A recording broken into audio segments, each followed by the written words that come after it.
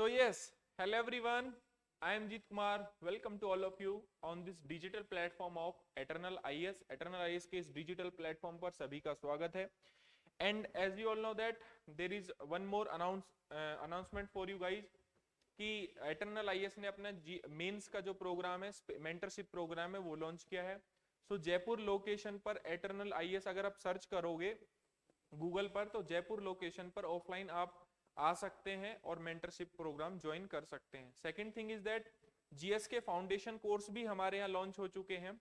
तो आप अगर अपनी तैयारी को एनहेंस करना चाहते हैं, इंश्योर करना चाहते हैं अपने सिलेक्शन को, देन आप क्या कर सकते हैं, जयपुर में ऑफलाइन बैचेस में आ सकते हैं एटर्नल आईएएस के.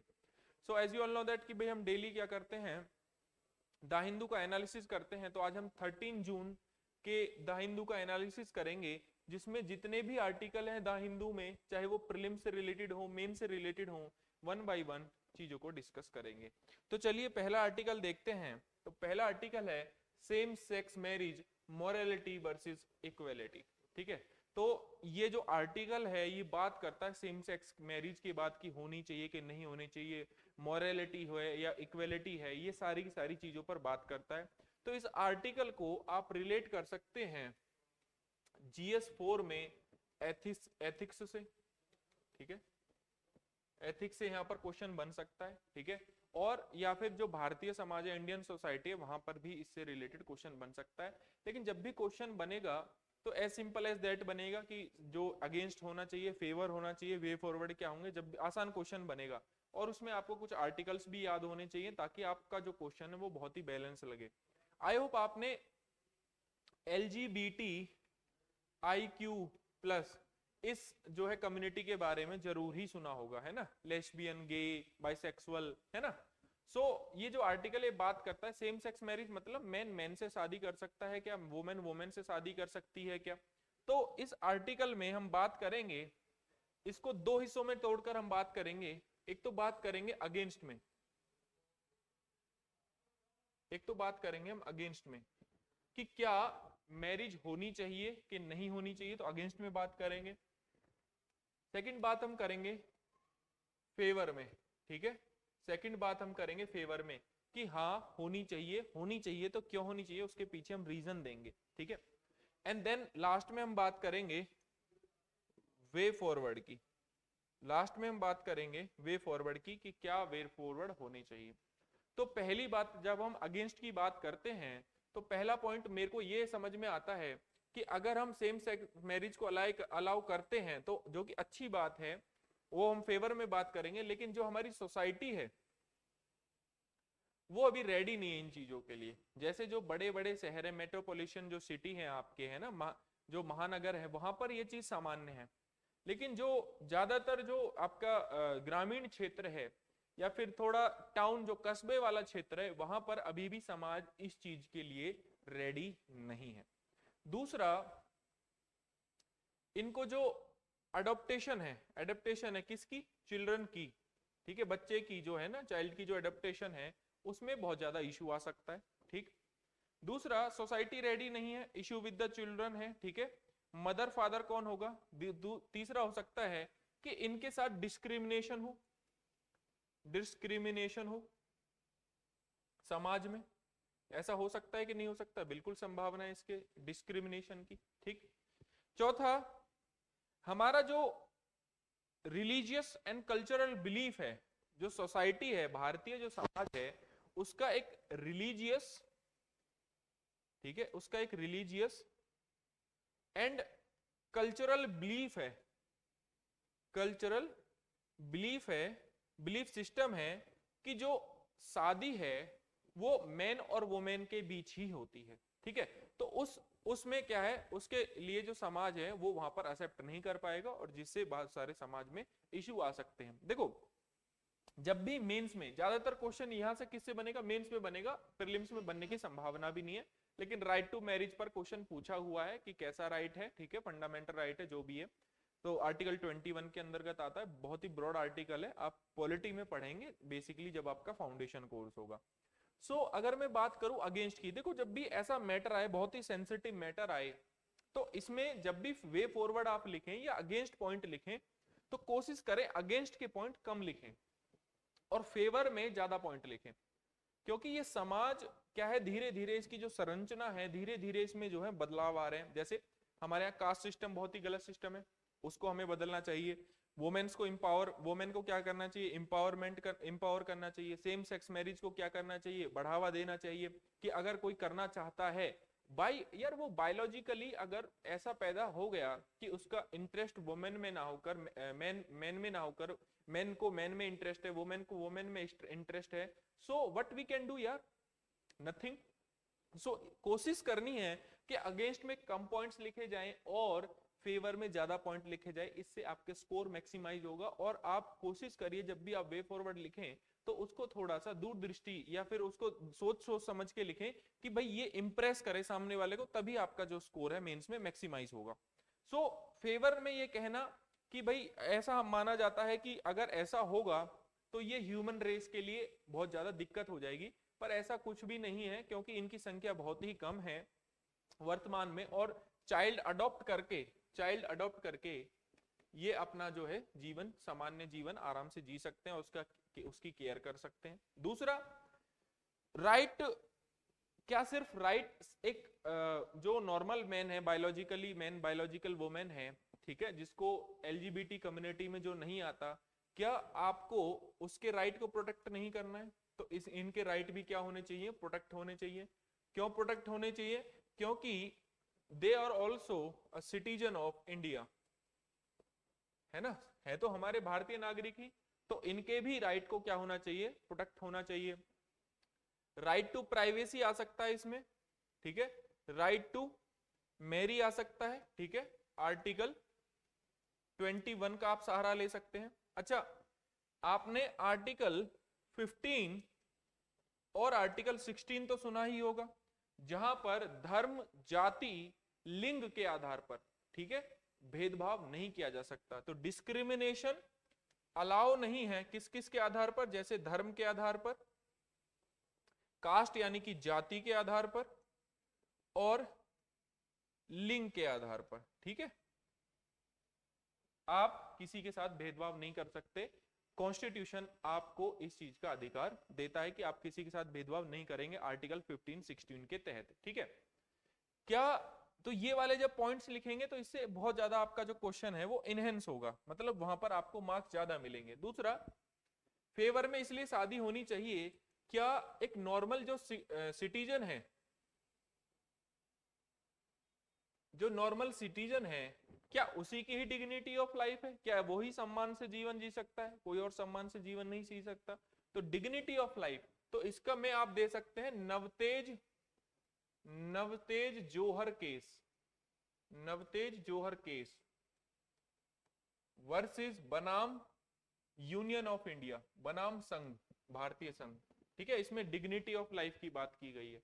तो डिग्निटी ऑफ लाइफ किसकी है भाई? उनकी भी डिग्निटी ऑफ लाइफ है, हमारी भी डिग्निटी ऑफ लाइफ है, ठीक है। अच्छा, ग्लोबल एक्सेप्टेंस है, ठीक है, ग्लोबल एक्सेप्टेंस है, ग्लोबल एक्सेप्टेंस है, मतलब देखो कि जो भारत के अलावा जो डिफरेंट डिफरेंट कंट्रीज है, तो वहां पर भी जो सेम सेक्स मैरिज है वो ऑलरेडी अलाउ है।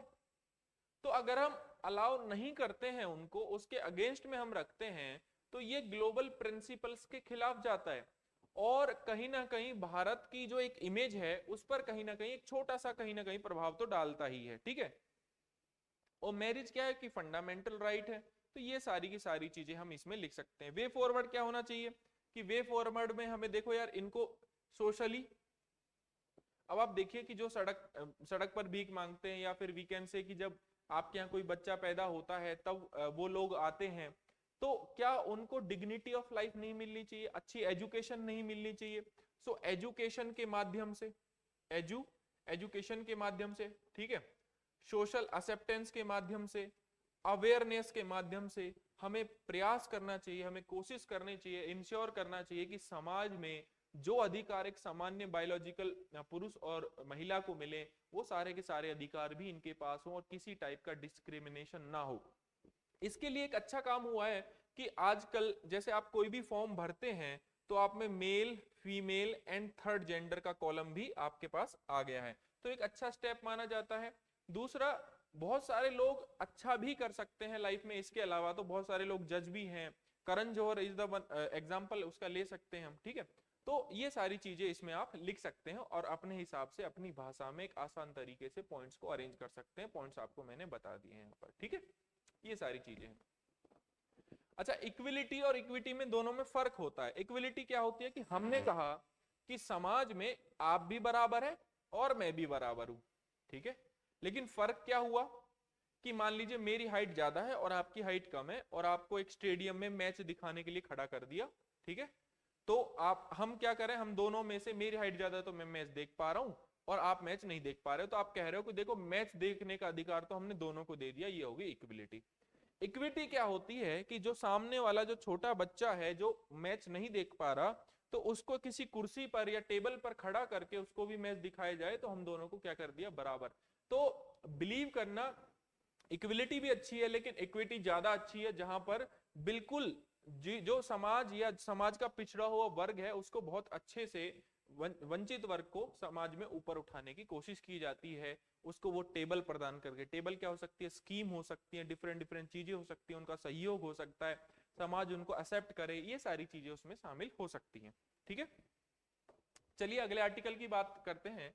China could have as many ICBMs as USA और Russia by turn of decade, think tank. तो एक बेसिकली चाइना क्या कर रहा है, धीरे धीरे अपने जो न्यूक्लियर वेपन्स हैं उनको बढ़ा रहा है।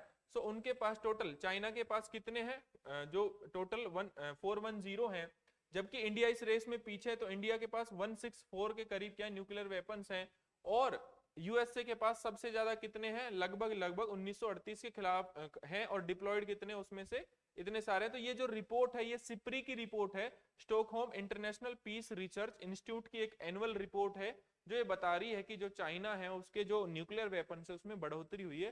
तो ये है आपका ओवरऑल कंटेक्स्ट। अब यहाँ पर हमें क्या पता होना चाहिए, हमें 2 या 3 चीजें हमें पता होनी चाहिए। जैसे इंडिया का जो न्यूक्लियर पॉलिसी है या न्यूक्लियर डॉक्ट्रिन है, न्यूक्लियर प्रोग्राम है, तो उसमें है इंडिया की नो फर्स्ट यूज पॉलिसी। मतलब कि जो हमारे पास न्यूक्लियर वेपन है वो रिटेलिएशन के लिए है, हमारी रक्षा के लिए, ना कि हम किसी पर पहले उसका क्या करेंगे, प्रयोग करेंगे, ठीक है। हालांकि बातें बीच में भाषण आते रहते हैं कि भाई ये बदल सकता है, लेकिन हमारी डॉक्ट्रिन है, हम शांति वाले देश है, हमने कभी किसी पर हमला नहीं किया। सो ओवरऑल ये हमारी जो नो फर्स्ट यूज वाली पॉलिसी कि हम किसी पर पहला हमला नहीं करेंगे, रिटेलिएशन में ही हम इसका यूज करेंगे और पीसफुली और न्यूक्लियर एनर्जी का हम बेसिकली यूज करेंगे। तो ऐसा भारत का मानना है, ठीक है। अच्छा, भारत में जो न्यूक्लियर प्रोग्राम है, भारत में जो न्यूक्लियर प्रोग्राम है, ठीक है, न्यूक्लियर प्रोग्राम है, वो इनिशिएट किया था 1940 में, किसने, होमी होमी जहांगीर बाबा ने, होमी जहांगीर बाबा ने। तो प्लेन क्रैश में उनकी क्या हो गई थी, डेथ हो गई थी। फिर उसके बाद एक जो पहला एक्सपेरिमेंट हमने देखा हमारे यहाँ नेक्स्ट न्यूक्लियर एक्सप्लोजन का, वो देखा हमने 1974 में, लेकिन वो सक्सेस नहीं हो पाया। आपने मूवी देखी है जॉन इब्राहिम की, पोखरन, बहुत अच्छे से ब्रीफ किया हुआ है उसमें, और उसमें डॉक्टर APJ अब्दुल कलाम का बहुत अच्छा रोल दिखाया हुआ है, ठीक है। फिर उसके बाद 13 मई 1998 को पोखरन में हमने सक्सेसफुली न्यूक्लियर वेपन को कर लिया था, क्या बोलते हैं, टेस्ट कर लिया था। डिफरेंट मतलब उसमें लगातार 2 या 3 न्यूक्लियर वेपन्स क्या है फोड़कर देखे गए, और राजस्थान में है पोखरन, ठीक, वहां पर ये देखा गया, ठीक है। उसके बाद एक चीज और पता होनी चाहिए, चाइना ने हमसे पहले कर लिया था, चाइना ने करीब करीब ये 1969 के अराउंड ऑलरेडी कर चुका था। तो एक ट्रीटी हमें पता होनी चाहिए, that is non proliferation treaty, ठीक है। सो बेसिकली ये क्या करती है कि जो न्यूक्लियर वेपन है उसके प्रसार को रोकती है, और ये इंडिया ने अभी तक इसको क्या नहीं करा, साइन नहीं करा है, ठीक है। क्यों साइन नहीं करा है, क्योंकि ये ट्रीटी क्या करती है, डिस्क्रिमिनेशन करती है। ये कहती है कि जिसने 1967 से पहले न्यूक्लियर बॉम्ब का एक्सप्लोजन किया या फिर उसका टेस्ट किया और सक्सेसफुली टेस्ट कर दिया, तो हम उस कंट्री को बोलेंगे कि मतलब उनके पास न्यूक्लियर वेपन है तो हम उसको रिकॉग्नाइज करेंगे। और इसके बाद जिसने भी न्यूक्लियर वेपन का टेस्ट किया है, जो भी न्यूक्लियर वेपन कंट्री बना है, तो हम उसको रिकॉग्नाइज नहीं करेंगे। तो ये डिस्क्रिमिनेशन ट्रीटी है, इसलिए भारत ने अभी तक इस ट्रीटी को साइन नहीं किया है। ये बात आपको याद रखनी है। ठीक, चलिए आगे बढ़ते हैं। अगला आर्टिकल देखते हैं। अगला आर्टिकल है बेटेलगेज, ठीक है, the bright red giant star blow up in your life time. तो क्या हुआ है, कंटेक्स्ट में बता देता हूं आपको कि bright red star Betelgeuse called थ्रू थ्रेई और अद्रा अर्दा, ठीक है, in Indian astronomy is easily spotted in constellation Orion, ठीक है, ओरियोन में देखा गया है। देखो कॉन्स्टिलेशन क्या हो जाता है, हिंदी में इसको कहते हैं नक्षत्र। क्या कहते हैं, नक्षत्र कहते हैं। अभी इसके बारे में डिटेल में बताऊंगा, मतलब एस्ट्रोनॉमी से रिलेटेड जितने भी क्वेश्चंस हैं उसका अभी समाधान कर देंगे। By examine its pulsation, the periodic contraction and expansion of the star research from Japan and Switzerland. तो ये सारी की सारी चीजें हैं। तो ये हमारा यहाँ पर क्या देखा है, रेड जो स्टार है वो हमको मिला है, कहां पर देखने को मिला है, एक कॉन्स्टिलेशन है, किसके नाम से, कौन सा कॉन्स्टिलेशन है, बेसिकली आपका ओरियोन के नाम से है, वहां पर हमें देखने को मिल रहा है। यहां पर ये रेड स्टार है, ठीक। तो कॉन्स्टिलेशन क्या होता है, सबसे पहले तो हमें ये पता होना चाहिए। तो बेसिकली जब भी हम कॉन्स्टिलेशन की बात करेंगे कि star forming a group that has a recognisable shape, है ना, कोई भी स्टार है, star forming a group that has recognisable shape, ठीक है। तो आपने सप्तऋषि देखा होगा, इसको कहते हैं उर्सा मेजोर, ठीक है, सप्तऋषि देखा होगा। ये जो सप्तऋषि है ये क्या है, आपका कॉन्स्टिलेशन है, ठीक है, कॉन्स्टिलेशन है। ऐसे ही आपका ओरियोन के नाम से है, तो यहां पर आपको रेड स्टार देखने को मिला है।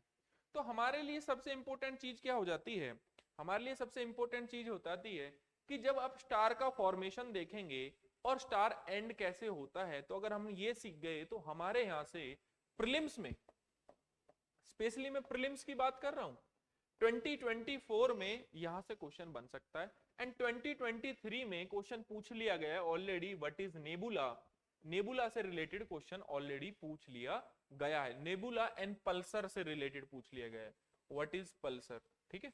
तो एक एक करके चीज हम जानते हैं। देखो जब भी कोई भी स्टार फॉर्मेशन होता है तो आप इसको रिलेट कर सकते हैं GS1 के ज्योग्राफी से, ठीक है, ज्योग्राफी से आप रिलेट कर सकते हैं कि स्टार का फॉर्मेशन कैसे होता है। बिग बैंग थ्योरी आपने ये सारी चीजें पढ़ी होंगी।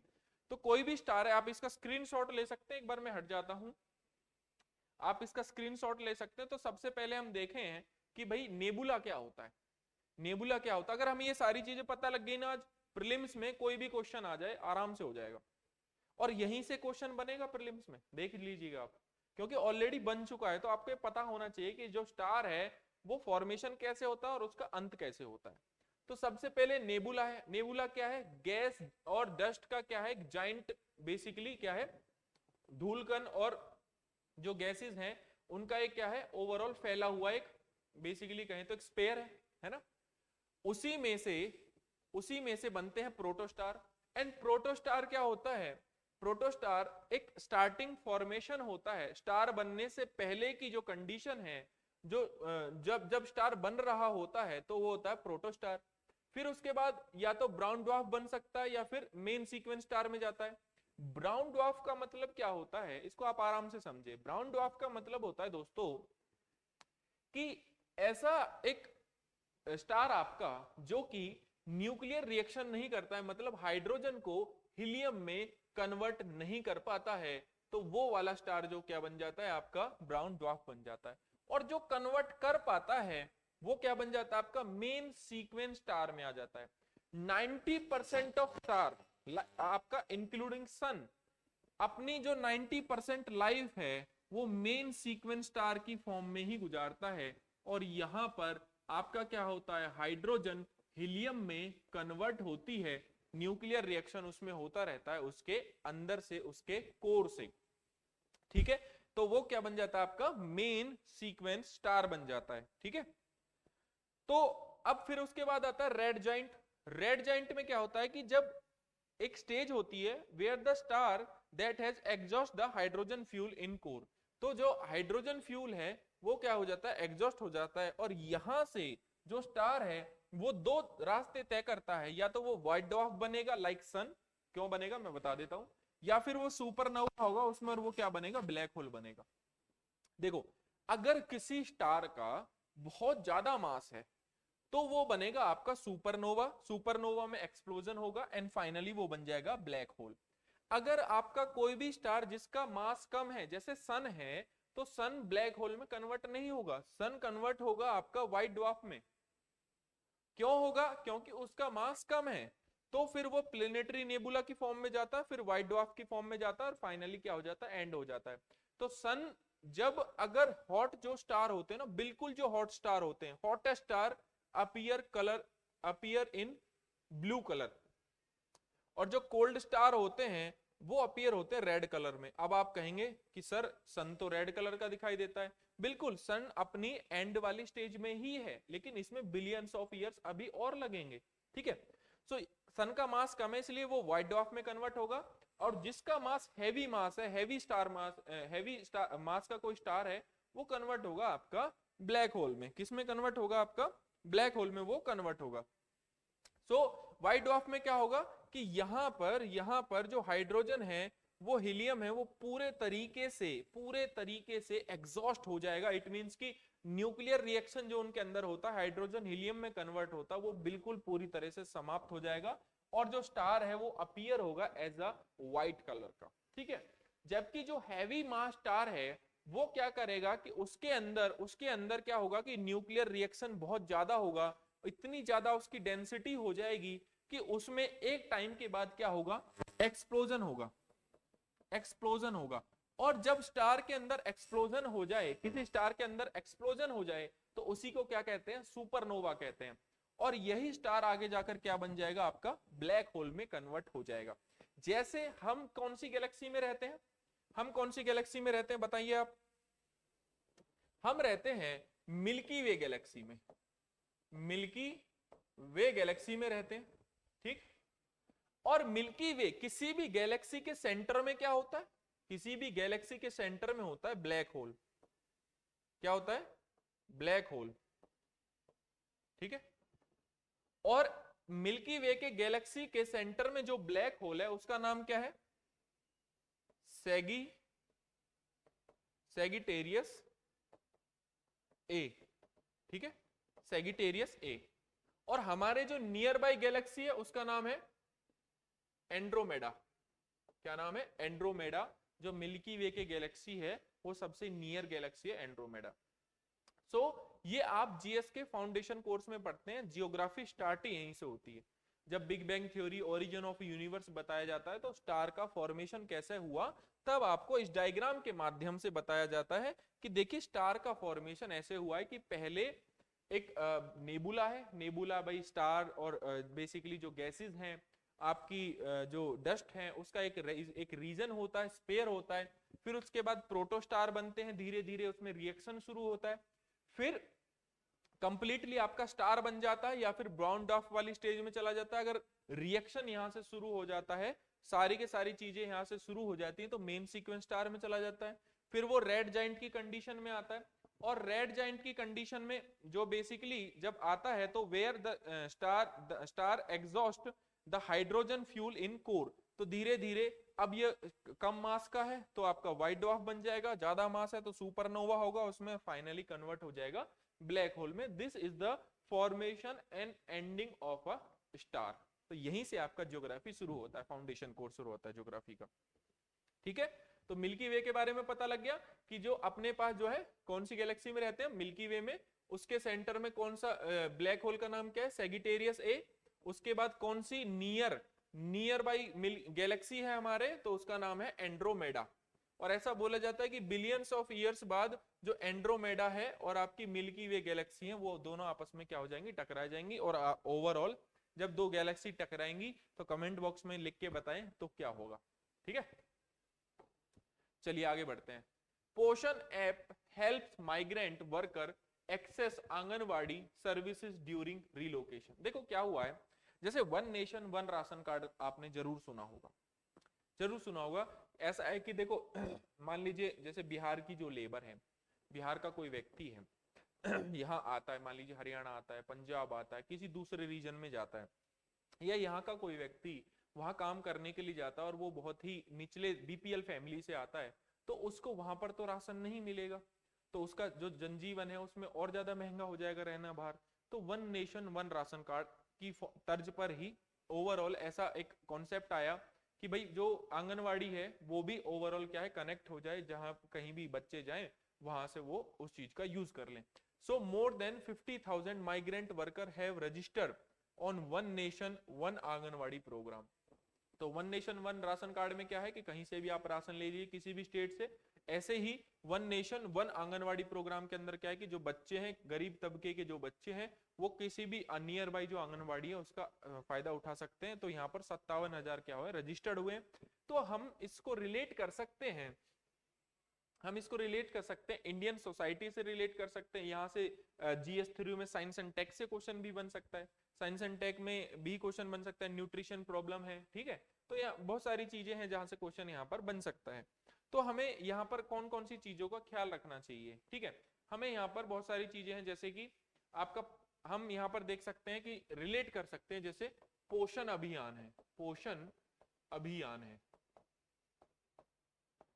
हम रिलेट कर सकते हैं पोषण अभियान को, जो कि 2018 में शुरू हुआ था, जिसका एम क्या था, है ना। पोषण अभियान का एम क्या था कि भाई 2%, 2%, 3%, 2% स्टंटिंग, स्टंटिंग। अच्छा, स्टंटिंग और वेस्टिंग के बीच अंतर बता देता हूं। देखो जैसे कुछ बच्चे होते हैं, अगर उनका जो बेसिकली अगर वो उनकी हाइट है उनके उम्र के अनुसार नहीं होती तो वो स्टंटिंग में आते हैं। वेस्टिंग में वो बच्चे आते हैं जिनकी उम्र के अनुसार वजन नहीं बढ़ रहा होता है, हाइट के अनुसार वजन नहीं बढ़ रहा होता, तो वो वेस्टिंग में आते हैं। एनीमिया में आपकी क्या हो जाती है, ब्लड की कमी हो जाती है, तो पर एनम इतने इतने परसेंट जो है स्टंटिंग, स्टंटिंग। अंडर न्यूट्रिशन, ठीक है, अंडर न्यूट्रिशन की न्यूट्रिशन की कमी है, और एनीमिया, एनीमिया, तो इसको क्या करना है 3% कम करना है पर एनम। ये इनका बेसिकली इसमें क्या था टारगेट था, किसको, यंग बेसिकली यंग चिल्ड्रन है, एडोलसेंट हैं, और उसके अलावा क्या है आपकी वुमेन्स है, इसको तीनों को इंक्लूड कर सकता है। ये मैं क्यों बता रहा हूं, क्योंकि एक क्वेश्चन आया है अभी 2023 के प्रीलिम्स में, एनीमिया मुक्त भारत, एनीमिया मुक्त भारत से रिलेटेड एक क्वेश्चन अभी हाल ही में पूछ लिया गया है, तो पोषण अभियान से भी क्वेश्चन पूछ सकते हैं। तो ये जो है इन टर्म्स को याद रखिएगा, प्रीलिम्स में बड़ा इंपॉर्टेंट हो जाता है, या फिर आप इसको मेंस में जब आंसर लिखेंगे इनसे रिलेटेड तो आप इसको वहां पर ऐड कर सकते हैं, ठीक है। अच्छा, हमें दूसरा क्या है कि ओवरऑल जो हमारे यहाँ स्टंटिंग है वो 38.4 है, और हमारा टारगेट क्या था कि 2022 तक इसे क्या करना है 25% तक लाना है 2022 तक। और हमें इन चीजों की नीड क्यों है, नीड क्यों है, क्या वजह है, क्या नीड है, तो नीड इसलिए है क्योंकि देखो हमारे यहाँ स्टंटिंग बच्चे कितने 38.4%, जो कि पूरे विश्व में क्या है सबसे ज्यादा माना जाता है। 25 लेके आना था, 2022 में नहीं हुआ।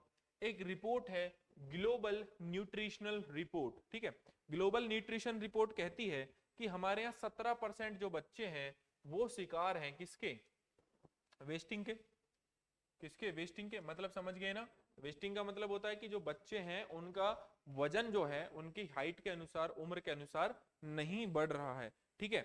Anaemia according to the National Family Health Survey, ये लगभग 67% है। एनीमिया मतलब जहां पर ब्लड की कमी हो जाती है, जो आपका बेसिकली ब्लड में जो ऑक्सीजन की कमी हो जाती है, एनीमिया वगैरह ये सारी चीजें वही होती हैं। सो इसमें 67% है। बेसिकली 6 माह से लेकर 59 माह के जो बच्चे होते हैं, चिल्ड्रन होते हैं, उनमें क्या है सबसे ज्यादा एनीमिया है। ये मैं नहीं कह रहा हूँ, ये कह रही है नेशनल फैमिली हेल्थ सर्वे की एक रिपोर्ट कह रही है। तो आप इस डेटा को इस्तेमाल कर सकते हैं। इसके अलावा एनीमिया मुक्त भारत आप पढ़ सकते हैं, नेशनल फूड सिक्योरिटी सिस्टम, इसके अलावा एक नेशनल न्यूट्रिशन मिशन जिसके ऊपर यूपीएससी प्रीलिम्स में क्वेश्चन ऑलरेडी 19 में पूछा जा चुका है, वो आप पढ़ सकते हैं। प्रधानमंत्री मातृत्व वंदना योजना पढ़ सकते हैं, प्रधानमंत्री पोषण स्कीम्स के बारे में आप इसमें पढ़ सकते हैं। तो ये सारी चीजें आप इस आर्टिकल से रिलेटेड कर सकते हैं, जहां से आपको मेंस में या प्रीलिम्स में क्वेश्चन देखने को मिल जाएगा। अगेन एक आर्टिकल आज न्यूज में था, retail inflation cooled it down 4.25 इन मई। तो सिंपल सी बात है, देखो यार कल मैंने आपको लास्ट लेक्चर में सीपीआई वर्सेस डब्ल्यूपीआई, है ना, मैंने कहा था कि इंडियन इकोनॉमी से आप इसको रिलेट कर सकते हैं। कंज्यूमर प्राइस इंडेक्स और होलसेल प्राइस इंडेक्स के बारे में मैंने आपको कल बता दिया था, आप उस लेक्चर को एज अ रेफरेंस जाकर देख सकते हैं कि सीपीआई क्या होता है, डब्ल्यूपीआई क्या होता है, बहुत डिटेल से मैंने वहां पर समझाया हुआ है, ठीक। और इसमें अगर एडिशन करना चाहें तो ये कर सकते हैं कि जो इन्फ्लेशन क्या होता है कि रेट चेंज होता है किसका, गुड्स एंड सर्विसेज का over a period of time, ठीक है। तो ओवरऑल जब आपका पैसा बढ़ता है तो वो इन्फ्लेशन कहलाता है। एक मॉनेटरी पॉलिसी, अगर आप जीएस का फाउंडेशन पढ़ेंगे, एक मॉनेटरी पॉलिसी कमेटी होती है, monetary policy committee framework agreement होता है, जिसके तहत गवर्नमेंट ने 4+-2, गवर्नमेंट ऑफ इंडिया ने आरबीआई को 4+-2 क्या है रिपोर्ट, मतलब टारगेट दिया हुआ है कि इन्फ्लेशन इसके बीच रहनी चाहिए, मतलब 2 से 6% के बीच रहनी चाहिए। अगर इससे ज्यादा चली जाती है तो आरबीआई को एक रिटर्न में रिपोर्ट देनी पड़ती है। तो ये आप इन्फ्लेशन में या मॉनेटरी पॉलिसी कमेटी में पढ़ेंगे। दूसरा यहाँ से आप मॉनेटरी पॉलिसी कमेटी के बारे में पढ़ सकते हैं, टूल्स के बारे में पढ़ सकते हैं जिससे इन्फ्लेशन को वो कंट्रोल करते हैं। तो यहाँ से ये सारी चीजें हो सकती हैं, तो आपके ऊपर ये डिपेंड करता है। तो सीपीआई में और डब्ल्यूपीआई में डिफरेंस पढ़ लीजिएगा, क्वेश्चन पूछा गया है और बन भी सकता है। देन अगेन एक यहाँ पर एक आर्टिकल है, इंडिया फ्रांस यूएई क्या कर रहे हैं, एक मैरीटाइम एक्सरसाइज कर रहे हैं गल्फ ऑफ ओमान में। तो आपको पता है कि हमेशा यूपीएससी में मैपिंग से रिलेटेड इस बार तो 2 से 3 क्वेश्चन यूक्रेन और रशिया पर पूछ लिए हैं। तो मैपिंग से रिलेटेड हमेशा यहाँ पर क्वेश्चन आ जाते हैं, ना कि आज तक क्वेश्चन पूछा वैसे गया नहीं है किस पर, किसी एक्सरसाइज पर, ठीक। तो हमारे लिए क्या है, गल्फ ऑफ ओमान बहुत ज्यादा इंपॉर्टेंट हो जाता है। So this is gulf of Oman and this is Persian gulf, ठीक है। ये गल्फ ऑफ ओमान किससे टच है, बेसिकली अरेबियन सी से।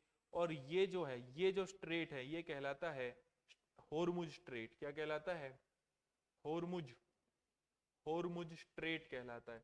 तो अब पता लग गया कि होर्मुज डल डमरू मध्य संधि यह है, या होर्मुज स्ट्रेट अलग करता है पर्शियन गल्फ को एंड गल्फ ऑफ ओमान को। यहाँ पर रेड सी है एंड गल्फ ऑफ अदन है, चलिए इसका भी बता देता हूं। बब अल मंदाब, बब अल मंदाब जो स्ट्रेट है वो अलग करता है किसको, गल्फ ऑफ एदन को एंड रेड सी को, ठीक है। उसके अलावा अब ये जो है पर्शियन गल्फ से कौन कौन सी कंट्री लगती है, जैसे आपके सऊदी अरेबिया लगती है, यूएई लगती है ना, आपका पर्शियन गल्फ से आपका ईरान लगता है, ठीक। या गल्फ ऑफ ओमान से कौन कौन सी कंट्री लगती है, जैसे ईरान लगता है, यूएई लगता है, आपका ये ओमान लगता है। तो आप इसको याद रखिएगा, क्योंकि सराउंडिंग कंट्री बहुत ही आराम से यूपीएससी हर बार प्रीलिम्स में पूछता है। तो इसको डेली क्या है कि धीरे धीरे थोड़ा सा 5-10 मिनट अगर डेली मैपिंग को देंगे तो पूरे 1 साल में आराम से सारी चीजें टिप्स पे आ जाती हैं। और जो ऑलरेडी कर चुके हैं उनके लिए तो आसान काम है ही, लेकिन जो बच्चे जिन्होंने स्टार्ट ही नहीं किया अभी पढ़ना, तो जिन्होंने अभी अभी चीजें शुरू की हैं तो उनके लिए थोड़ा सा टफ हो जाता है। तो कौन कौन से पोर्ट हैं, देखो पोर्ट के ऊपर भी प्रीलिम्स में क्वेश्चन बना था, तो एक बार बता देता हूं कि चाबहार पोर्ट है, कहां पर है, ईरान में है, ठीक है। तो ईरान में कहां पर है, यहाँ के करीब है चाबहार पोर्ट, ठीक है। जिसको किसने डेवलप किया है, इंडिया ने डेवलप किया है। किसके तर्ज पर डेवलप किया है, देखिए पाकिस्तान ने चाइना को एक पोर्ट दिया हुआ है डेवलप करने के लिए, दैट इज ग्वादर पोर्ट। उस ग्वादर पोर्ट को काउंटर करने के लिए इंडिया ने ईरान के साथ मिलकर यहाँ पर एक पोर्ट बना दिया है, दैट इज चाबहार पोर्ट। आपने बहुत सारा न्यूज में उसके बारे में सुना होगा, ठीक है। पोर्ट सुल्तान, ठीक है, ये वाला पोर्ट एंड आपका डिफरेंट जो है कंटेनर टर्मिनल पोर्ट्स हैं। तो यूएई में है, ये यूएई में, ये ओमान में, ये ईरान में, ये बड़ा इंपॉर्टेंट है, तो आप इसको आराम से देख सकते हैं। तो ये एक क्वेश्चन है जो कि 2019 में मैपिंग का एक क्वेश्चन है जो कि आपको अटेम्प्ट करना है, और इससे रिलेटेड क्या करना है कि आपको कमेंट बॉक्स में इसका आंसर देखना है। मैं देख रहा हूं कि आप क्वेश्चन का आंसर नहीं दे रहे हैं, जो कि गलत बात है, क्योंकि आपको क्वेश्चन का आंसर देना चाहिए। इससे आपकी भी चीजें पता लगती हैं, और इससे एक चीज और पता लगेगी, आपको पढ़ने को मिलेगी। क्या एड्रियाटिक सी से अल्बानिया जो कंट्री है बॉर्डर करती है? ब्लैक सी से क्या क्रोशिया कंट्री करती है? कैस्पियन सी से क्या कजाकिस्तान करता है? मेडिटेरियन सी से क्या मोरक्को करता है? रेड सी से क्या सीरिया करता है? तो ऑप्शन आपके हैं A B C D, 1 2 4 1 3 4 2 and 5 1 2 3 4 and 5।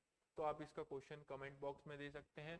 ये यूपीएससी का प्रीवियस ईयर का क्वेश्चन है, प्रीवियस ईयर का क्वेश्चन है जो उसने पूछा है। तो मे बी रिपीट भी हो सकता है। अगर आप करेंगे चीजें तो बेहतर चीजें यहाँ से निकलेंगी। तो आपको क्या करना है, इसके कमेंट बॉक्स में इसको रिप्लाई करना है, इसके आंसर को, ठीक है। सो गाइज, मिलते हैं नेक्स्ट लेक्चर में। तो ये था आज का द हिंदू का एनालिसिस, जिसमें मेंस प्री से रिलेटेड चीजें हमने करी, और एक क्वेश्चन आपको दिया जिसका आपको कमेंट बॉक्स में क्या करना है, आंसर करना है। सो मिलते हैं नेक्स्ट लेक्चर में। Thank you so much. And if you like the video, do subscribe our channel, our YouTube channel guys, and इसको ज्यादा से ज्यादा लोगों तक पहुंचाइए। Thank you so much.